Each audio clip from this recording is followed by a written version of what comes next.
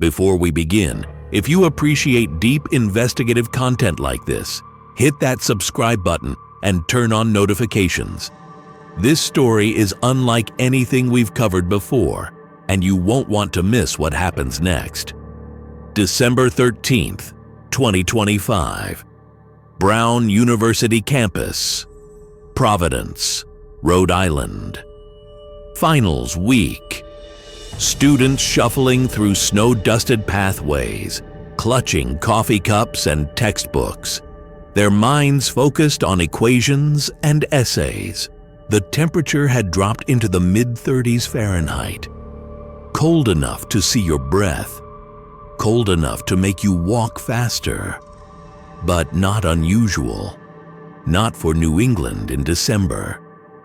Inside the Bruce Hawley building, a sprawling complex housing Brown's engineering and physics departments, students came and went throughout the afternoon. The exterior doors were unlocked, as they typically were during daytime hours. Anyone could walk in. No ID check, no security screening, no questions asked. Just walk right through the door and disappear into the hallways. But someone had been watching this building for weeks, and it hadn't gone completely unnoticed. A custodian had seen him multiple times over the previous weeks. An unusual person on campus, much older than a student, but clearly not a professor or staff member either. The custodian watched this strange man pacing the hallways in Bruce Hawley, peering into classrooms, even ducking behind a bathroom to avoid being seen. Strange behavior, unsettling behavior, but not strange enough to report? Not yet. Around 2 in the afternoon on December 13th, students began arriving for an economics review session in room 166. A large auditorium-style classroom on the ground floor with 186 seats arranged in ascending rows. The session was optional, led by a 21-year-old teaching assistant who simply wanted to help students prepare for their upcoming final. Economics 10-100, Principles of Economics, one of Brown's most popular courses.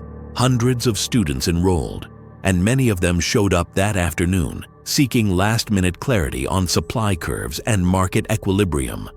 At approximately 4:03 p.m., as the review session was winding down, the teaching assistant looked up from his notes. Several students sitting near the entrance turned their heads as well. The door to room 166 opened slowly. Everyone expected another late arrival. Someone rushing in with a last-minute question. A friend looking for someone, but it was not a student. He was stocky, about 5'8", perhaps 200 pounds. He wore all black, black pants, black jacket, black shoes, and a black medical face mask that concealed most of his features. On his head, he wore a black knit cap pulled low over his forehead. In his right hand, he carried a small black satchel. In his left hand, a 9mm handgun. The room froze. As the gunman entered, he raised his weapon. And without hesitation, without a word, without any warning whatsoever, he opened fire. Shots echoed through the auditorium, one after another, rapid, deliberate, methodical. He moved through the classroom systematically, firing round after round. Students dove under desks. Some ran for exits at the top of the room. Others froze in terror, unable to process what was happening. Several were hit before they could react. Blood splattered across notebooks and laptop screens.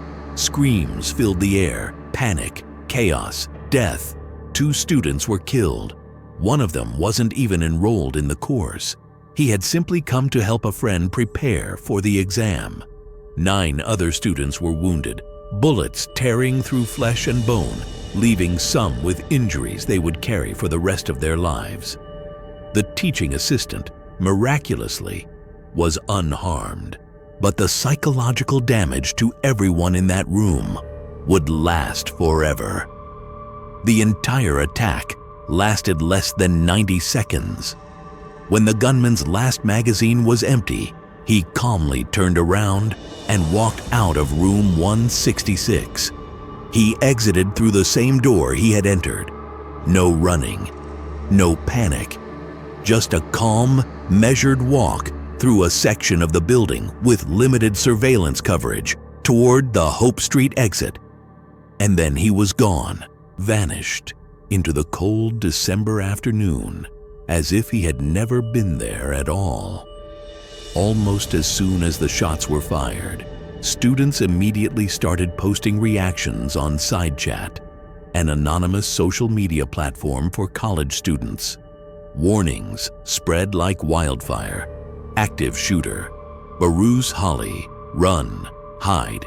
Get out. At 4:22 p.m., 19 minutes after the first shot was fired, Brown University Public Safety and Emergency Management issued an alert to the campus community. The message was direct and terrifying. Active shooter near Bruce Holly Engineering. Run, hide, fight, shelter in place. Providence Police, Rhode Island State Police, FBI agents, and tactical teams descended on Brown's campus within minutes. Helicopters circled overhead, their rotors cutting through the winter air. SWAT teams swept through buildings, moving floor by floor, room by room.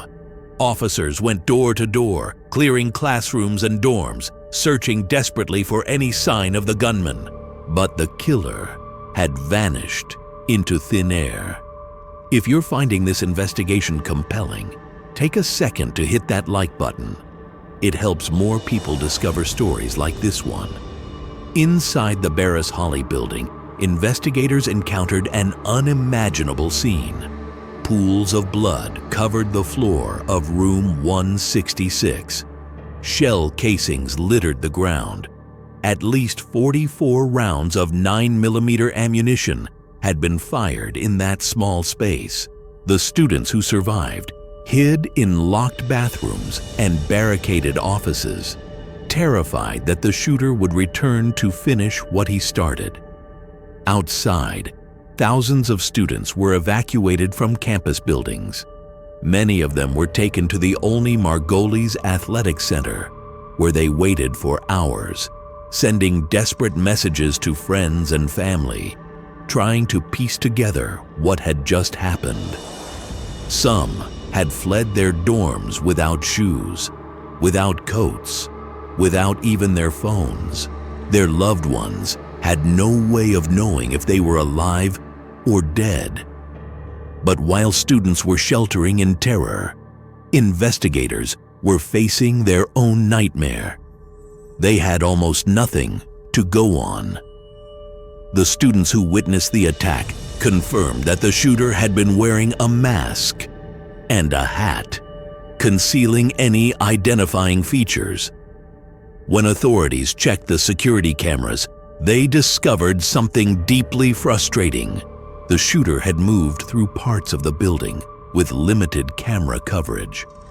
Brown University had over 1,200 security cameras installed across campus. 1,200. Yet not a single one of them had captured a clear image of the gunman's face. The cameras showed the chaos after the shooting. Students running, police response, the frantic evacuation. But they didn't show the shooter entering the building. They didn't show him leaving. The only footage they had was grainy, distant, and frustratingly unclear.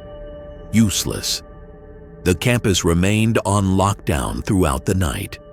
Students on campus were too afraid to sleep.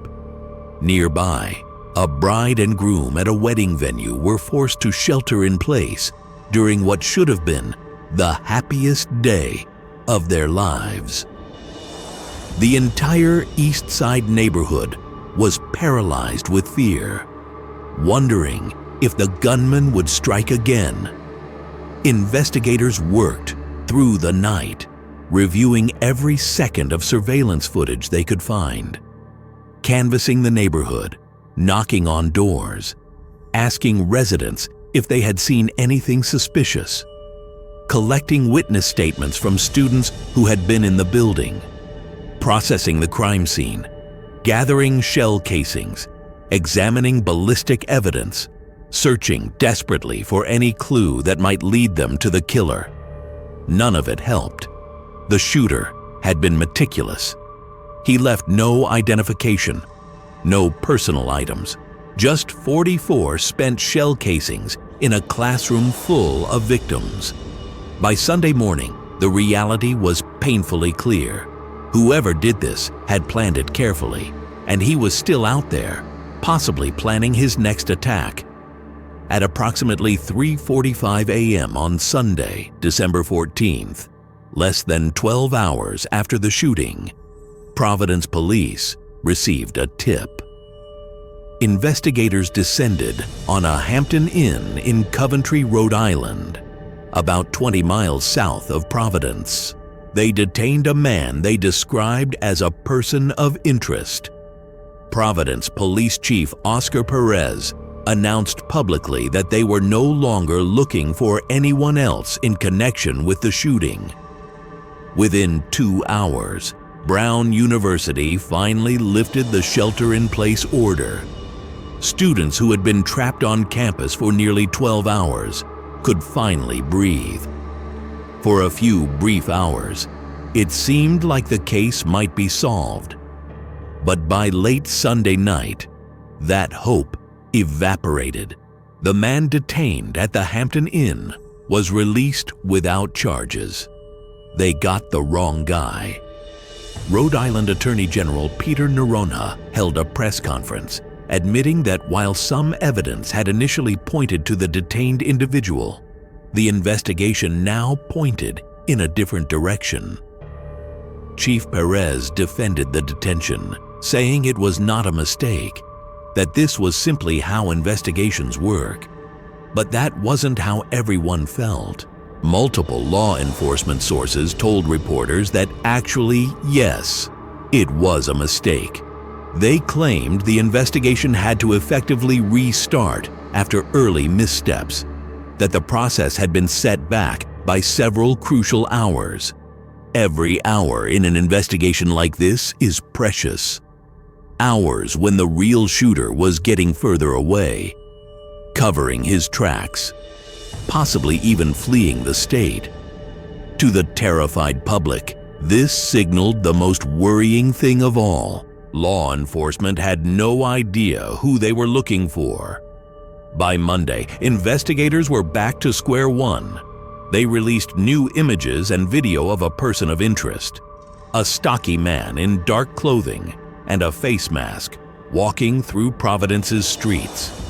Exactly the same description given by the students who survived the attack. But the footage was blurry, distant, maddeningly vague. The man's face was completely obscured. His features were indistinguishable. It could have been almost anyone.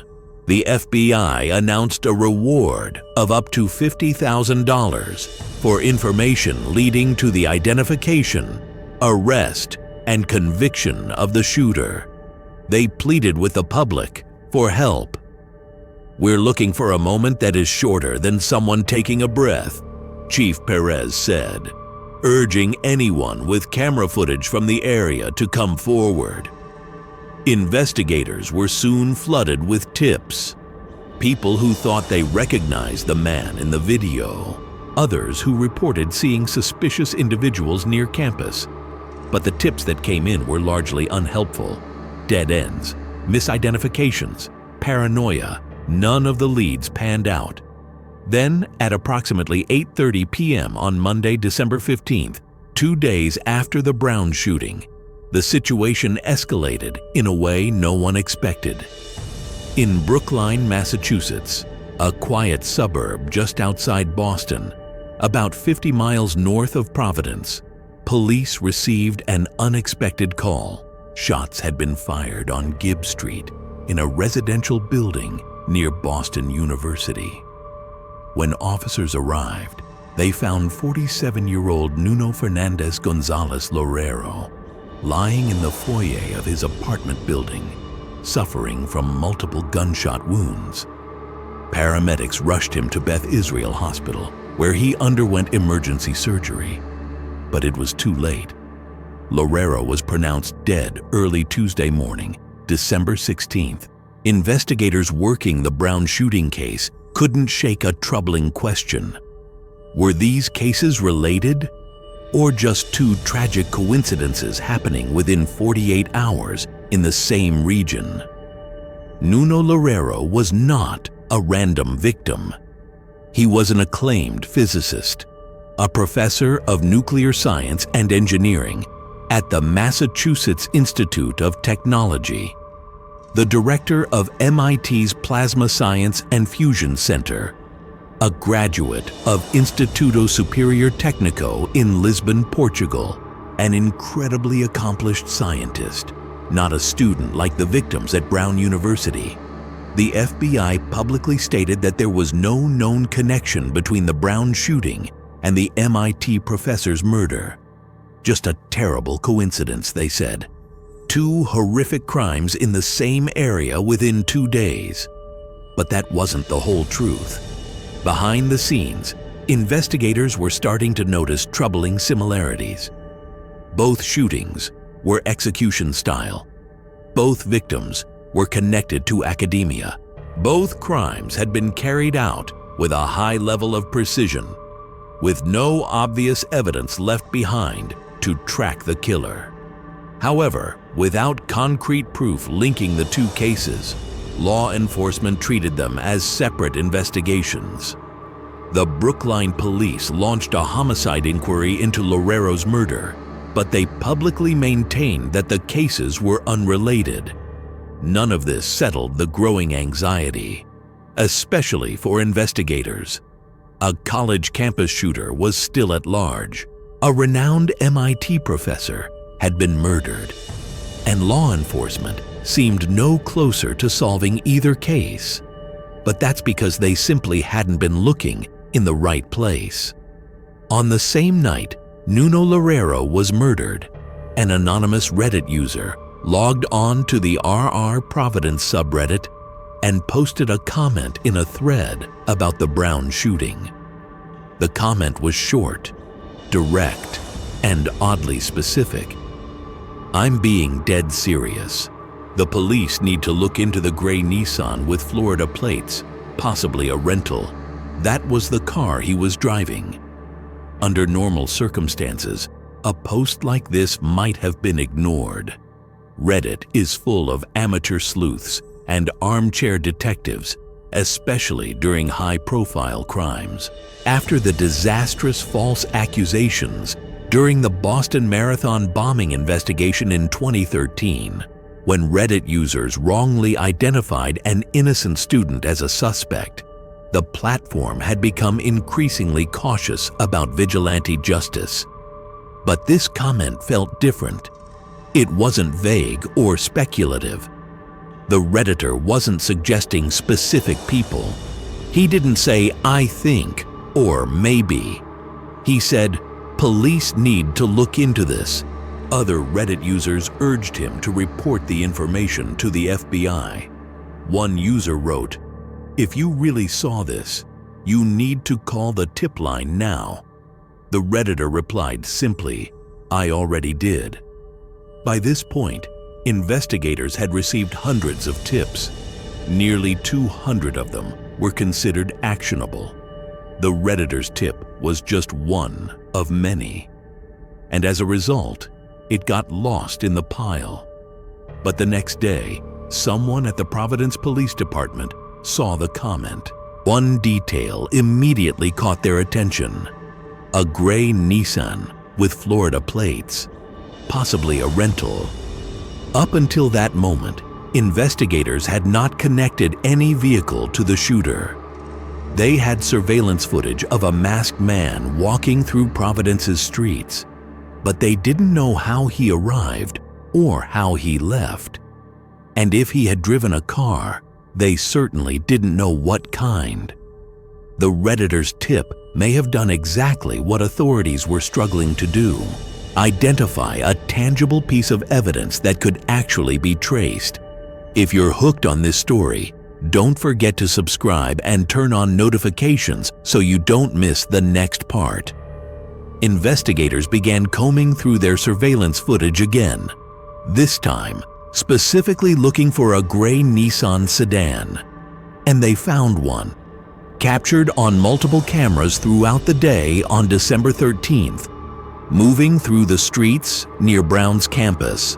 The next step was to identify the license plate and track exactly where this vehicle had been in the days leading up to the attack. Providence police had access to a network of more than 70 automated license plate readers operated around the city by a surveillance company called Flock Safety. These solar-powered cameras, mounted on poles throughout the city, capture images and data from passing vehicles, including license plates. They're controversial due to privacy concerns, but in this case, they proved useful. Using Flock's database, investigators found multiple hits on a gray Nissan Sentra sedan with license plate Y62D-QEV from Florida, just like the Redditor had claimed. The vehicle had been captured in the area around Brown's campus on December 1st, 12th, and again on the 13th, the day of the attack. Most telling of all, on the day of the shooting, the vehicle had been circling the neighborhood for hours before the attack took place. With the license plate in hand, investigators traced the vehicle to Alamo Rental Car in downtown Boston. The car had been rented on December 1st, nearly 2 weeks before the shooting. Detectives obtained security footage from the Alamo facility, and there, finally, they had what they desperately needed: a clear image of the renter's face. His name was on the rental agreement: Claudio Manuel Neves Valente, a 48-year-old Portuguese national. But before investigators could move forward, they needed to talk to the Redditor who had led them to this suspect in the first place. The problem was, they still had no idea who he was. They knew he had posted on Reddit. They knew he had called the FBI tip line, but they didn't have his name, his address, or his contact information. However, their investigation did lead them to a second person of interest who would break open the entire case. Investigators released security footage capturing this individual having some kind of confrontation with the prime suspect near the corner of Cook and Benevolent Streets, just 2 hours before the attack. They desperately wanted to speak to this person. That man, it turned out, was a homeless man, a former Brown student, someone who now often slept in the basement of the Bruce Holly building, the very building where the shooting occurred. On Wednesday, December 17th, after seeing himself in the surveillance footage released by police, the homeless former student approached Providence police officers near Brown University's Alumni Hall. He told them he wanted to talk. He had information about the shooter. Officers immediately brought him to the police station for an interview, and they were stunned by what he told them.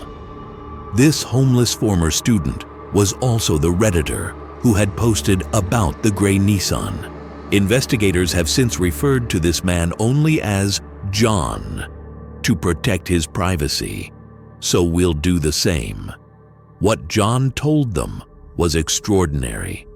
According to the affidavit filed later, John's encounter with the shooter began at approximately 1:45 p.m. on Saturday, December 13th, more than 2 hours before the attack. John had been inside the Bruce Holly building, using a ground floor restroom across from the auditorium where the shooting would later occur. While in the restroom, John noticed another man inside, wearing a surgical mask and dark clothing. John made eye contact with him, and immediately something felt wrong. His clothing was inappropriate and inadequate for the weather, John told investigators. It was December in New England. The temperature was in the 30s. Yet this man was dressed as if he were trying to hide, not stay warm. John left the restroom. Soon after, so did the masked man. And then, as John later described it, a game of cat and mouse began. John followed the man outside, keeping his distance, watching him move through the residential streets around Brown's campus. The man walked to a gray Nissan sedan with Florida plates parked behind the Rhode Island Historical Society, just 3 blocks from Burris Holly. The man approached the car, unlocked it, looked inside, then locked it again, and walked away. John thought this was strange. Why would someone unlock their car, not get in or grab anything from it, then lock it again and keep walking? When John approached the car and peeked in the window, he noticed 2 fanny-style bags on the rear floorboard on the passenger side. The man circled the block. John kept following. Every time they made eye contact, the man changed direction as if trying to lose or evade him. It all made John more suspicious.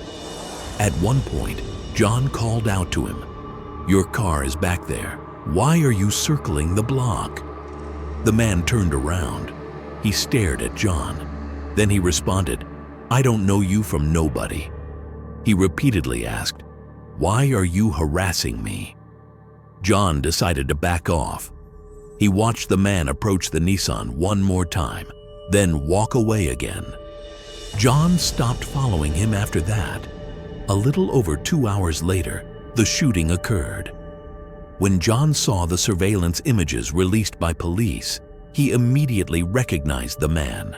He went straight to Reddit and called the FBI tip line.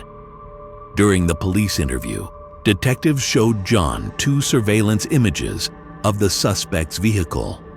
John exclaimed, "Holy shit, that could be it." They showed him footage from the Alamo rental car facility, including images of the man who rented the car. John recognized him instantly as the same man he had encountered in the bathroom and followed through the streets. Rhode Island Attorney General Peter Noronha would later say, "He blew this case right open. When you crack it, you crack it." With John's testimony and the rental car records in hand, investigators now had a name to chase: Claudio Manuel Neves Valente. They ran his background, and what they found was both unexpected and deeply troubling. Neves Valente had a direct connection to Brown University. He had been enrolled as a graduate student in the physics PhD program from the fall of 2000 to the spring of 2001. He had taken a leave of absence in April 2001 and formally withdrew in July 2003. He never completed his degree.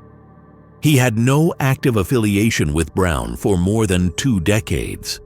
But there was more.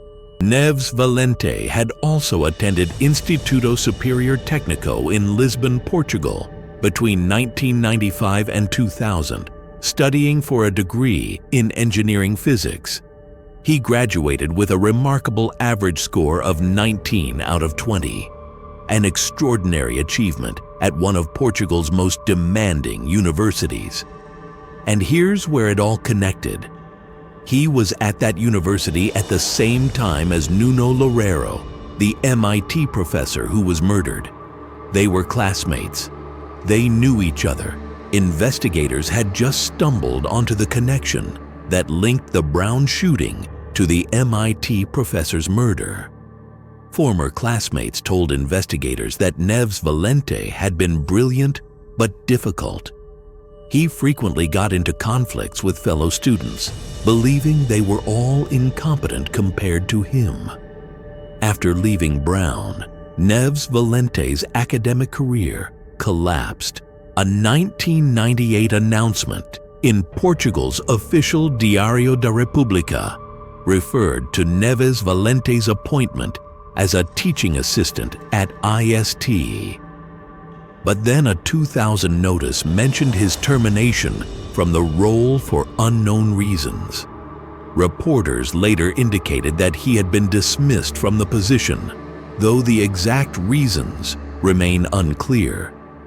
In 2017, Neves Valente won a U.S. green card through the Diversity Visa Lottery program, becoming a lawful permanent resident. He returned to the United States. And then, for reasons still unknown, he severed ties with his family in Portugal. 8 years later, in November 2025, Neves Valente was preparing for his attack. He rented a storage unit in Salem, New Hampshire on November 25th. He rented a hotel room in Boston on November 29th and 30th. And on December 1st, he rented that gray Nissan Sentra with Florida plates from Alamo in downtown Boston. For nearly 2 weeks, he circled Brown's campus, watching, planning, preparing. Security camera footage captured him on campus as early as November 28th. On December 13th, he walked into room 166 and opened fire. After fleeing Rhode Island, Neves Valente drove to Brookline, Massachusetts. Security footage captured him within half a mile of MIT professor Nuno Loureiro's home. He was seen entering an apartment building in the vicinity on December 15th. Around 8:30 p.m., the night Loureiro was fatally shot. About an hour later, he was seen entering the Salem, New Hampshire storage facility where he had rented a unit. Now, on Thursday, December 18th, 5 days after the Brown shooting, investigators had identified their suspect. They had his name, his photo, clear connections tying him to both murders. They had traced his movements through surveillance footage and license plate readers. But Neves Valente had been meticulous. After fleeing Rhode Island, he had swapped the Florida license plate on his rental car for Maine plates, attempting to evade detection. At approximately 9 p.m. on Thursday, December 18th, FBI SWAT teams executed court-authorized search warrants at the Salem storage facility. Inside an empty unit next to the one he had rented, they found Neves Valente's body.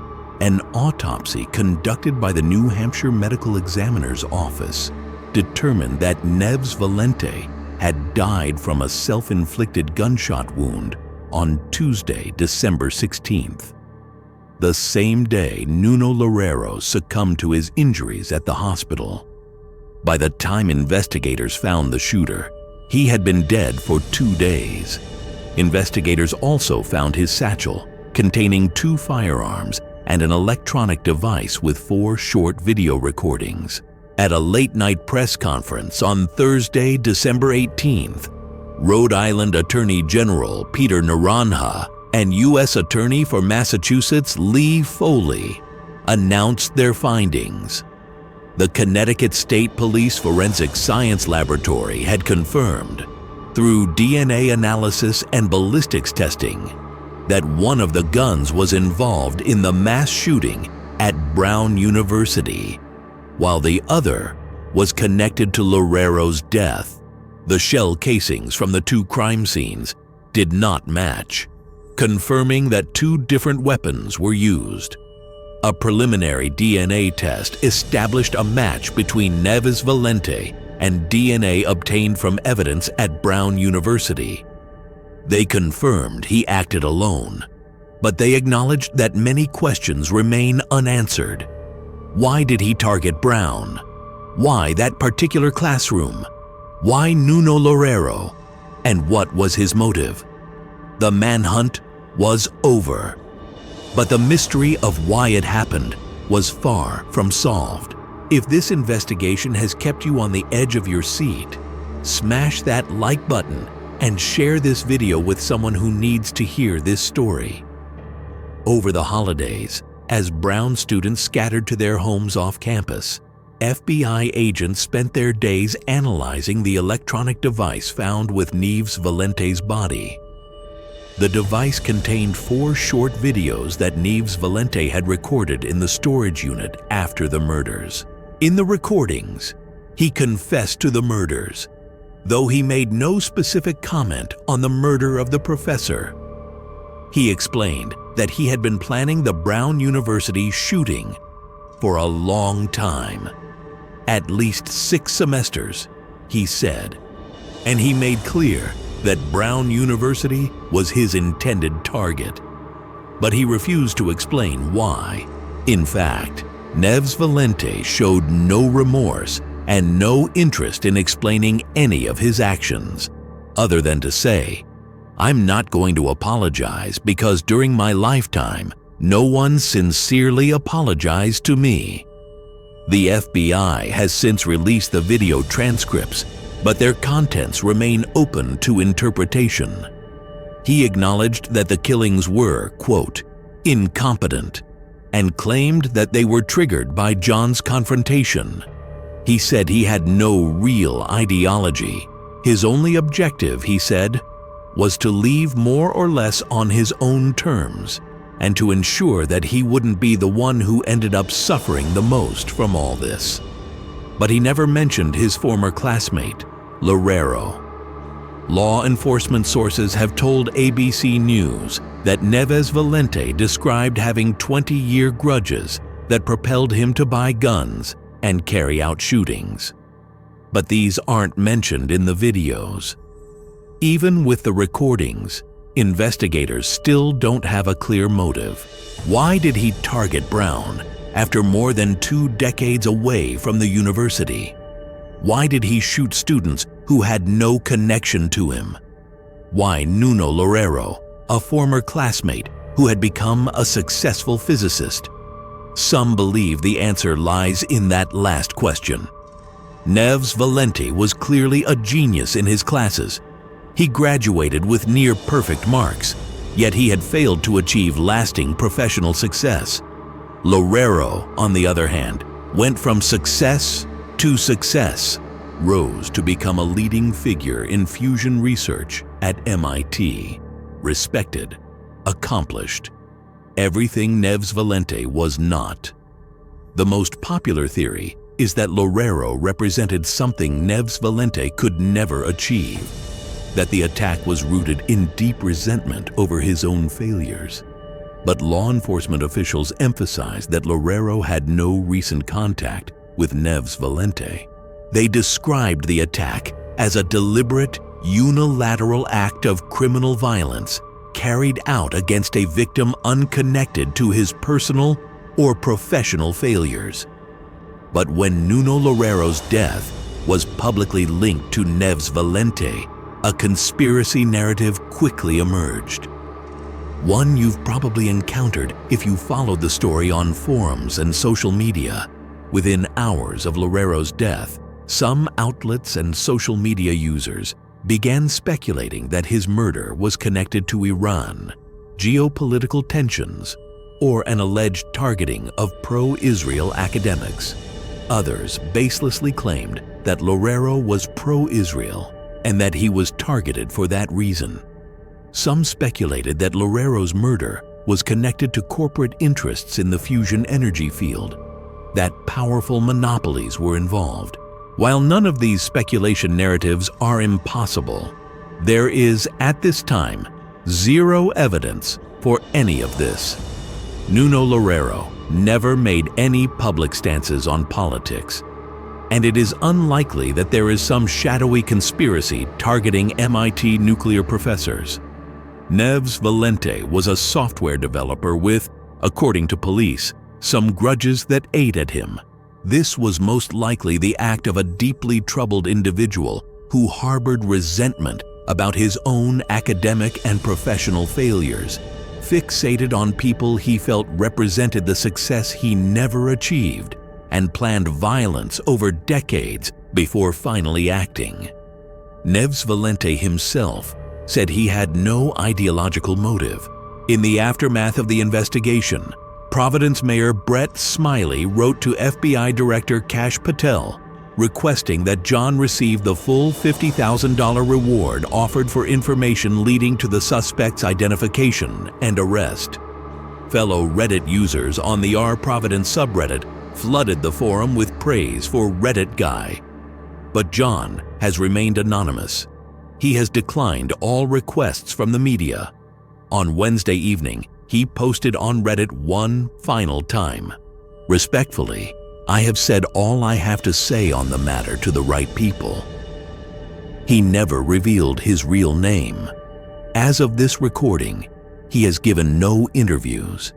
He simply did what he thought was right, and then disappeared back into anonymity.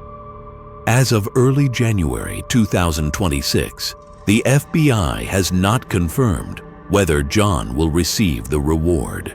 The Bureau maintains a long-standing policy not to comment on whether reward money has been paid and to whom, citing privacy protection and the need to ensure public cooperation with future investigations. On January 5, 2026, Rhode Island Hospital announced that all 9 victims who were treated for gunshot wounds had been discharged. The last victim was released in stable condition after spending more than 3 weeks in the hospital. All are expected to survive physically, but the emotional scars will last forever. As of recording this video, there's no more insight into why this killer decided to pull off such horrific and seemingly random acts of violence. And given the content of his videos, there's no reason to believe we'll find out anytime soon. But the Brown University shooting represents one of the most unusual criminal investigations in recent American history. What is clear is this: in an era of high-tech surveillance, facial recognition software, and billion-dollar law enforcement budgets, it was an ordinary person with sharp eyes, keen intuition, and a Reddit account who solved the case. Law enforcement had every tool imaginable at its disposal. Brown University had 1,200 security cameras. Providence Police had access to 70 automated license plate readers. The FBI brought federal resources, facial recognition technology, and a nationwide network of field offices. There was a $50,000 reward. There were hundreds of tips. There were thousands of hours of surveillance footage, an incredible amount of resources. And yet, for 5 days, they couldn't identify the shooter. The case was solved only because a man without a home posted on Reddit. John, whoever he is, had something that cameras and algorithms can never replicate: human intuition. He saw a man in a bathroom and immediately felt something was wrong. He followed that instinct, observed the suspect in action, remembered all the details. And when he saw surveillance images released by police, he connected the dots and became a hero. This story raises profound questions about the nature of modern investigations, about the limits of technology, about who gets to be called a hero in our society. John was homeless.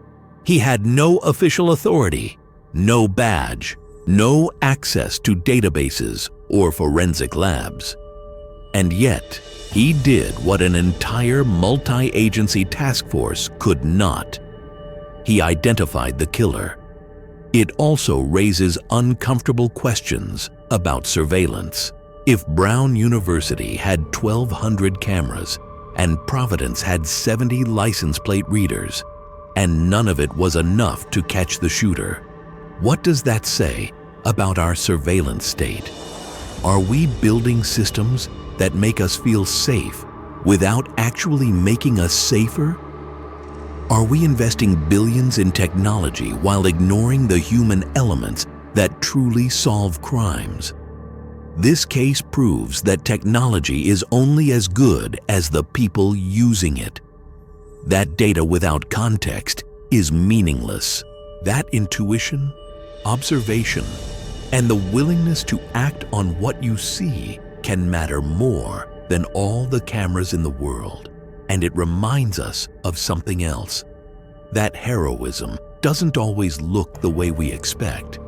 John wasn't a cop or a federal agent. He wasn't a trained investigator with years of experience. He was a homeless man sleeping in a university basement. Someone most people would walk past without a second glance. Someone society had largely forgotten. But he saw something, and he acted.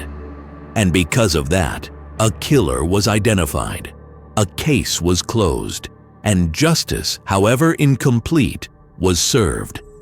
Before we wrap up, I want to take a moment to acknowledge the victims. 2 young students lost their lives that day. One of them wasn't even enrolled in the course. He was just helping a friend. Their names were not widely publicized out of respect for their families, but they deserve to be remembered. They had futures ahead of them, dreams, families who loved them, and all of that was taken away in 90 seconds by a man who couldn't explain why. 9 other students were wounded, some critically. All of them will carry the physical and emotional scars of that day for the rest of their lives. And Nuno Loureiro, the MIT professor, was a brilliant scientist, a leader in fusion research, a man who dedicated his life to advancing human knowledge. He was murdered in his own apartment building for reasons we may never fully understand. These are the real casualties of this story.